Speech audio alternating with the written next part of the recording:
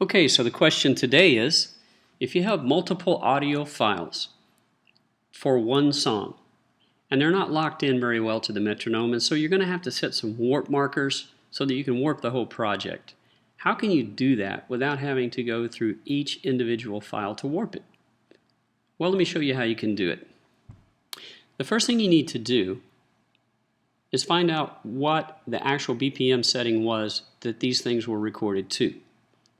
And I happen to know in my case, the song was recorded at 72 BPM. So I'm going to set my master to 72. Then I'm going to grab my audio files. I'm going to do shift and grab all of them. And then I'm going to hold down my mouse, and then I'm going to hold down command so I can drag them all over here all at one time and drop them. Now you notice when I did that, it highlights all of them.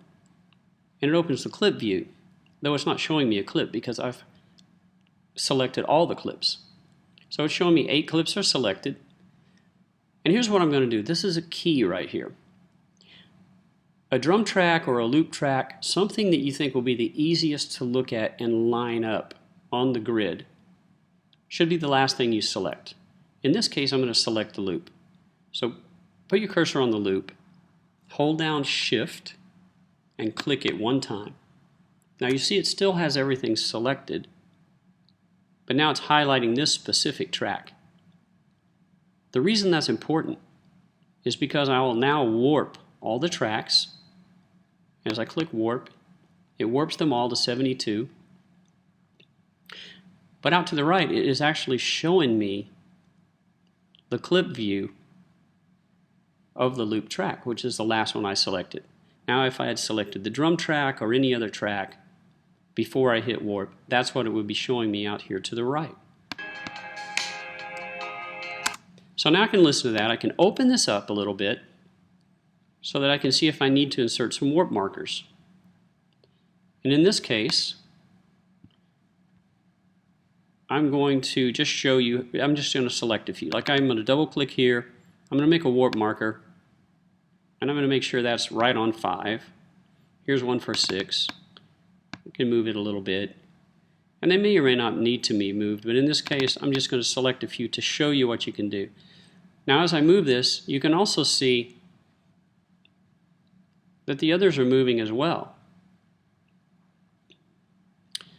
So I'm actually moving everything just from that. So it's affecting every file I have here. As you look at this file, you'll see it has already added the warp markers in the same places as the file I was working in. There's another one. So every track has these warp markers. As you move them around, it's going to move every track. So that's one way of doing it, so that you've added warp markers, locators, you've lined up the entire song. Now keep in mind that this top edge of every one of these individual files needs to be cut at the same place if this is to work. If they're cut in different places, then obviously it's not going to line up exactly the same way.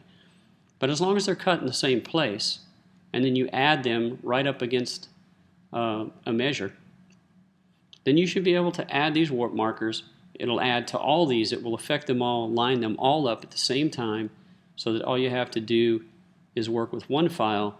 Now you might need to fine-tune the others once you start playing it and listening to it. But you can line it up, turn on your metronome, listen to it.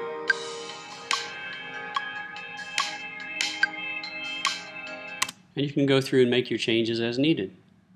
So that's how you copy your warp markers to all your files.